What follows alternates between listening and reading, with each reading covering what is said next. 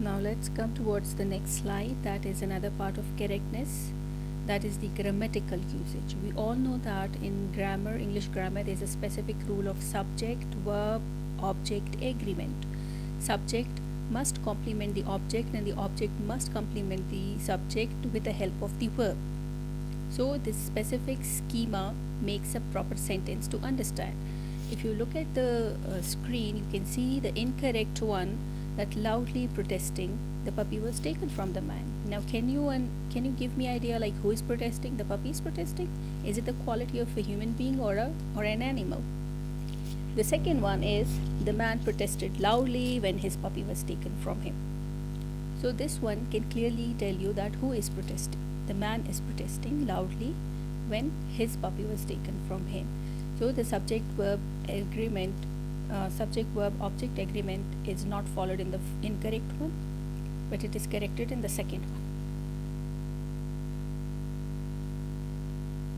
Now correctness to this parallel structure. Now by parallel structure we mean like if you are using a connector in a sentence, so the sentence or the phrase before connector and after connector should be to some extent equal. It does not mean that you make it equal to the level that you compromise on the meaning of the sentence. You are never ever supposed to compromise on the actual meaning of the sentence.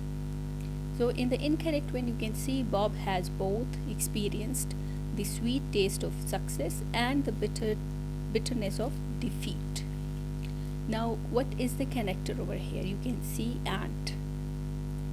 Now can you see like before and there are 1, 2, 3, 4, 5, 6, 7, 8, 9 words, and after the connector there are 1, 2, 3, 4, less than half. But in the correct one you can see, let's see if we can make it equal, parallel, using the connector and parallel to both ends. Now you can see over here Bob has tasted both the sweetness of success and the bitterness of defeat. Now how many words are here? 1, 2, 3, 4, 5, 6, 7, 8, right? Now over the at one end and at the other end it is tried to make it parallel. By parallel we does not mean that you compromise on the meaning of the sentence. Same, but what is deleted? Look at here. Bob has both. Bob has tasted both. Now both experienced. Despite experienced, it is replaced with tasted, both the sweetness and the bitterness, right? So this is how it is made parallel. You have to try to make it parallel. Your sentence should not be uneven before and after connectors.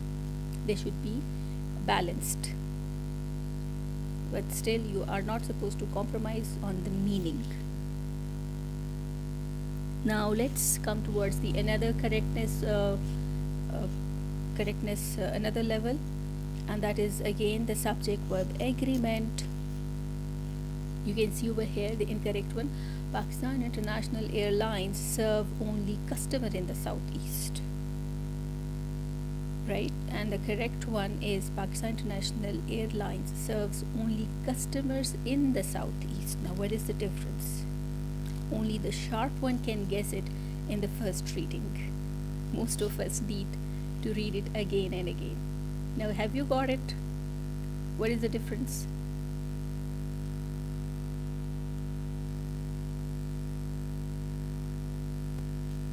There's only a single alphabet difference in both sentences, and that single alphabet is totally changing the meaning of the sentence. Can you see that? Look, over here it is serve and over here it is serves. Now what does this letter S? What is the purpose of this S? And the S over here, customers. Now over there it is serve only customer in the southeast. It means that only there is a single customer, is a specific customer that they are being served. But the subject verb agreement And this correct one is it serves only customers in the southeast. It is for the customers. It is not for a specific one. Now the same you can see over here. It is a very much commonly students make mistakes when they are writing their subject verb agreement. Like in a haste, you can say that neither of the two were present is correct. But how can it be correct? If you are enough smart, you can understand. Neither of the two were. Now who is the subject? Two is the subject or neither is the subject? Neither is the subject. So the verb should complement the subject. So neither is singular. So was is correct. Neither of the two was present is the correct one. Now 5 nails or 1 large screw provides sufficient support. Now who is the subject over here? 5 nails or 1 large screw provides sufficient support. Now over here 5 nails is the subject or 1 large screw. Find out yourself. Same as over here. The researchers as well as their sponsor thinks a breakthrough is very near. The researchers as well as their sponsor think a breakthrough is very near. I hope now it is easy for you to understand that what is the subject verb agreement. They are very sharp and witty statements. We often come across such statements in different competitive exams which are confusing, like in CSS exams, the NTS exams, and other such kind of papers. So these statements are given to which are confusing. So that is the sharpness and the wittiness that is hidden in them. That you have to not to confuse the subject, the verb, and the object agreement in it. Now, another very important part of correctness that we are talking about, the grammar part of writing, is the active and passive writing. Like you must be thinking throughout your FSC or metric that why are we learning these active and passive voice? What is the purpose of them? So this is the time to know that why we need them in technical writings. The active writing, usually you put the subject or doer up front and then the verb tells what happens. It decreases wordiness, like you can write something in very less words and it can be understandable, and it brightens the action. If the action is important, then you have to use the active style of writing. Now correctness in passive writing. Passive writing, you should use passive when you want to de-emphasize the doer of the action. If the person who has done the action is not important, so then you use the passive writing style. De-emphasize the doer of the action, stress the receiver of the action, like who is the person who is receiving the action, the object become more important. Then you use passive writing. Avoid personal blunt and acquisition, like it is not directly, you have not done something and you are saying, pinpointing someone. So the passive style help you not to bluntly post accusations against someone, but you use a buffer style and you tell your words but in a very soft manner using the passive style. It is very much recommendable for bad news. If you want to say something that is not what you can say, like unpleasant, so that is for bad news. Like how would you say to your friend that if he or she got D grade or F grade, you must be trying to buffer it. You must be trying to say something to make a ground for it and then quote the bad news. Well, usually friends start making fun and directly say it in other words and make a joke of it. That is another story. And the next one is make a smooth transition from one sentence to another one. Well, we all know passive writings make our sentences long because we use transitions in them, right? So the transitions help you smoothly to connect one phrase with another phrase and complete it. So passive style help you in this. Now we're coming to another C, and that is conciseness. Well, the word itself can give you an idea. Conciseness means something concise, brief, small. And you all have done summary writing and tasks like those. So it is something very near to summary writing. Like, you are not supposed to write each and every detail, but you give a detail that is very necessary in technical writing. Well, the examples on the screen can help you understand conciseness in technical writing. Like, don't say there are 3 fine restaurants on University Road. The concise statement is University Road has 3 fine restaurants. Avoid like the words there are 3 fine restaurants. You just directly say that it has 3 fine restaurants. Now this is important that all employees read the handbook. Despite this, you can say all employees should read the handbook. So what is despite important should? The expression of should is added, which make it compulsory to read the handbook. So you can, in less words, you can talk a lot of. So conciseness means using less words but full of meanings. Now, in the amount of is an expression which can be omitted, and only the word for can be used instead of it. Despite writing in the neighborhood, you can just say near. Costs, the sum of, you can simply say costs, due to the fact that because, simple, the word because can satisfy all this expression due to the fact that. You just use please instead of saying we would ask that you. Just simply this word please help you a lot in adjusting statements. Now another part of conciseness is avoid useless repetition. Like absolutely free, definitely it is free. Free is absolutely. Like finish and up are having same meanings. True facts, truth is a fact. Human volunteer, volunteerism is a human act. Cancel and out both are having same meanings. Reduce, down, both are having now same meaning. So either use down or either reduce. First, begin. Definitely first is the beginning, visible to the eye. So I is for visibility. Hope and trust, it is the same meanings. Rectangular in shape, rectangle is already a shape. If and when, both are same. Full and complete, both are same. So avoid such sentences, such expressions and phrases in your technical writing. They are not healthy expressions. Now conciseness is the trite phrases. If you remember, like in your very childhood, you must have gone through an application, the sick leave application, where it is started with due respect, I beg to say. Now beg, the word beg means is a beggar, like asking for beggary, bheek mangna. So that is a trite phrase now. It was supposed to use in the time of when subcontinent was the colony of the Britishers.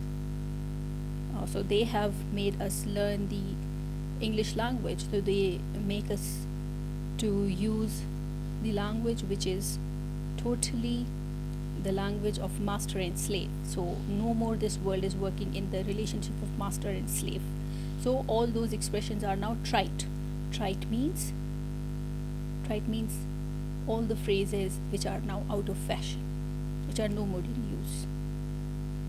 So this is all trite, like kindly advise. I've seen many applications. Most of the students still, even I've seen professionals who used to repeat a lot of this word, kindly. So avoid this word, totally discard this word from your technical writing. Just simply please, if you need something, some expression to emphasize something or request something or to apology, this please word is replaceable for all those expressions. Just please and all is done, right? This writer, despite writing in a court language, just simply I. This is now not the time of like master and slave language, just simply I. If you want to write something about yourself, enclosed please find, no, just enclosed. Copy of said report, no, simply copy of the report. Per your request, pursuant to your request, all these are trite phrases, just simply as you requested, and it's over. You're not supposed to add a lot of such expressions. It's not the language. If you go back, you can see even the Urdu language was having that what we call it is Lucknowi Urdu. There you find phrases which was like kind of ab, janab. So they are no more in use. They are called trite phrases. If the people of that time woke up, like even Shakespeare, if he wake up and come to today's world, he will be like, what? All the English is changed now. So we all should be updated, like what kind of statements are today in use and what kind of statements are no more in use. Okay, now these are some light expressions, you can say humorous expressions for conciseness used like over here. Commonly used expressions and how the receivers might react about it. Like if you are saying, I wish to state, why wish? Just say it. We beg to state, get off my knees. Get off your knees. Like, why are you begging to me? Kindly place your order. Must I be kind to do it? Like, just say it and I'll do it. We would like to thank you for. Just say thank you. Why are you making such a long weight of expressions and making ground and building ground for it? These are very normal and pleasant expressions, so you can do that. If it is a bad news, if it is something very tricky and something sensitive, then you are supposed to use buffer, passive style, and make a ground for it. Otherwise, in routine stuff, it is just be direct and simple. Now the second last C, that is courtesy. You attitude. You attitude means give importance to the one who is reading your stuff. Remember, throughout the communication skills class, I used to tell you that get into the shoes of the other person. So when you are writing something in technical writing, please get into the shoes of the reader. What he or she needs to, why someone should read your stuff. What is benefit inside of it, in it for that person. Like the first days, there was a card placed in an office, in a staff room or somewhere. So the first one get 3% motivation and the other one got 90% motivation. So let's see what is the technical thing inside it. Since we haven't written you in some time, please help us bring our records up to date by filling in and returning the other half of this card. Now, why should we write this card? Why should we fill it up? What is the benefit? Like, why should I do it? I also sometimes receive emails and messages from the office like I have to do some task, but I don't know why should I do it. I'm not motivated. I don't feel courtesy in them, and sometimes you feel like that is just wastage of time.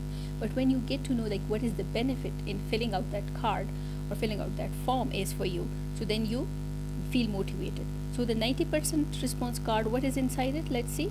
So that your dividend, checks, premium notices, and other messages of importance may reach you promptly. Please fill out the return and return the other half of this card. Now, why you need to complete this card? Because of your dividend checks, premium notices, and other messages of importance, so that you can receive all these messages. So please fill up the form. So what is this? This is EU attitude. The reader, what is the benefit of the reader is over here in this first portion. But in the first one, in the first example, it is missing. So let's give you example over here. You often have seen or you have experienced in your university life or college life the student ID card. For example, if I tell you to please display your student ID cards, the proctor is saying to you, the chief proctor is saying to you, but you do not display it. Why? What is the reason? The reason is that the motivation factor is not over there.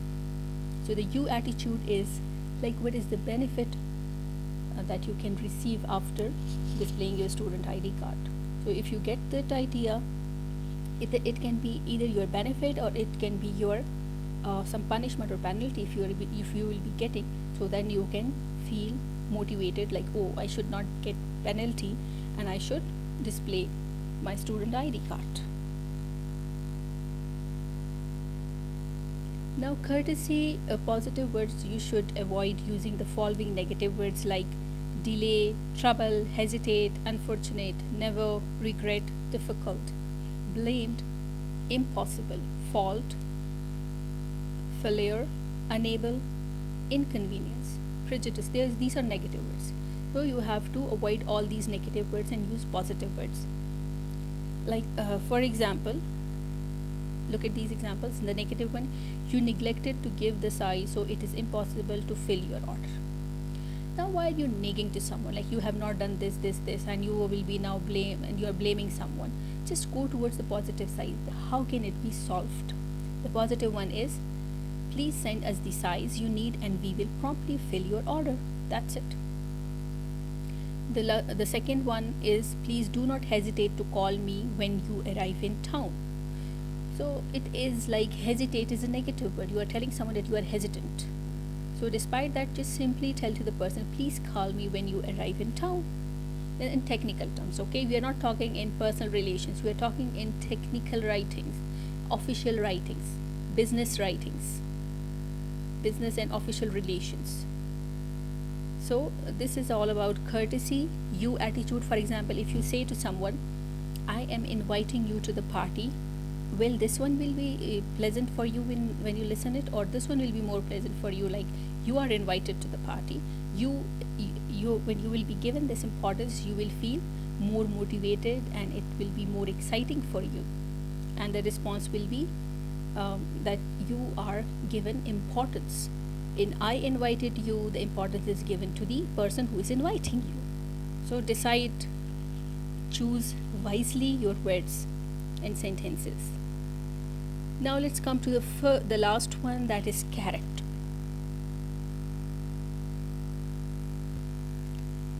You all must have an idea about the word character. Character means when someone is truthful, when someone is neat, tidy, when someone is noble, all the good things, when they are compiled in a person, we call him or her a good character person.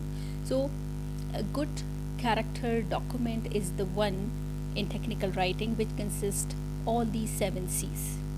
So the last C is checking all the 7 C's, all the rest of the 6 C's, like it holds no stereotyped words or cliches, it uses concrete language, it has courtesy shining throughout the text. It should not be like you started with very courtesy and inside the text you are bashing someone, you are disrespecting someone. So it should be throughout the text. It shows consideration for your audience need, wants and interests. Like it should, whatever you have written, it is emphasizing on the needs of the person who is going to read it. You're giving importance to the other person, and you have good grammatical structure, and there are no spelling mistakes, correct appropriate punctuation marks are put on. So this is all about 7 C's. Let's revise.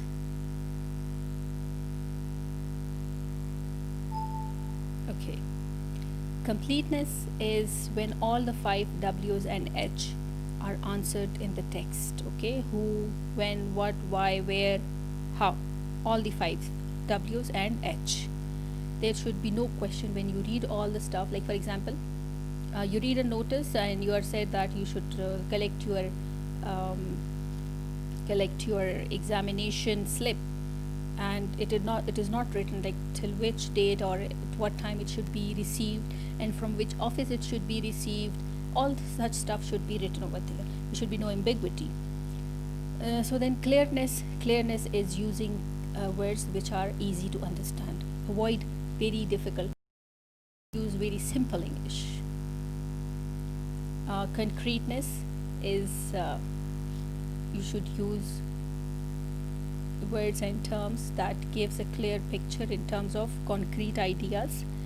It should be not like sad, happy, full, light, but it should be clear in terms like giving exact measurements, exact portions, and exact locations.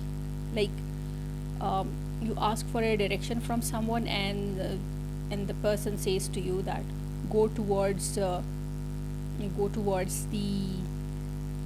up, turn toward cross two streets and then turn towards another street, something like that. Despite that, if you get a concrete uh, location idea, the good or the appropriate concrete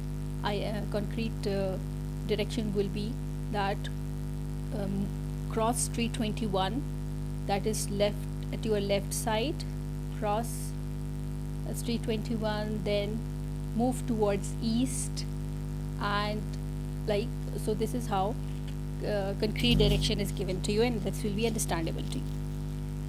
Now correctness is all grammatical stuff, your subject verb agreement, your punctuations, your spellings, active passive, and all these things, the sentence structure, subject verb object agreement.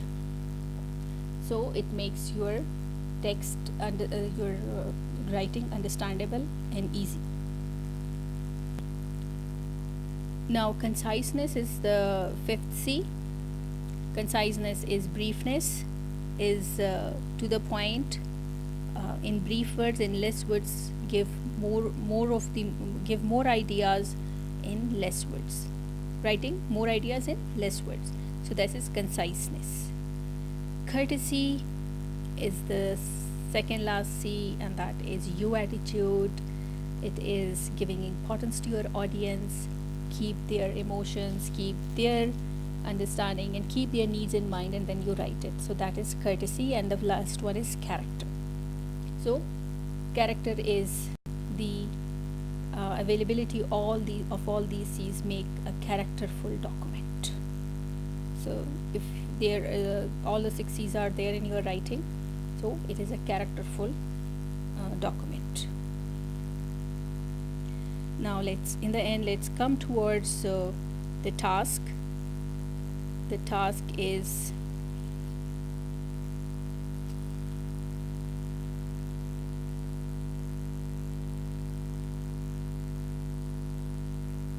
that you have to write a notice of 30 words where you have to utilize 7c's formula for directing students to use student ID cards inside the campus. Now go through the 3-step writing process: pre-writing, writing, and rewriting. Check your document with all the 7c's. Is it having all the 7c's? 7c's, no grammar mistakes. Is it to the point? Is it concise? Is it giving concrete idea? Is it motivating? Is it giving motivating the audience who will be reading it? Will they get it? And what is the subject verb agreement, active style you are going to use or passive style you are going to use? All it's up to you, but it should be as it in the example, there were 2 cards. One was getting 3% response and the other one was getting 96% response. So the notice you are going to write, so the student should give more than 95% response to it, so they follow to display their student ID cards. So prepare your assignment keeping in mind all the 3 lectures, 4, this is the 3rd and 4th lecture as well. So all the 4 lectures should be can be seen, and let's see how maturely you can write it. So that's all for the second week lectures.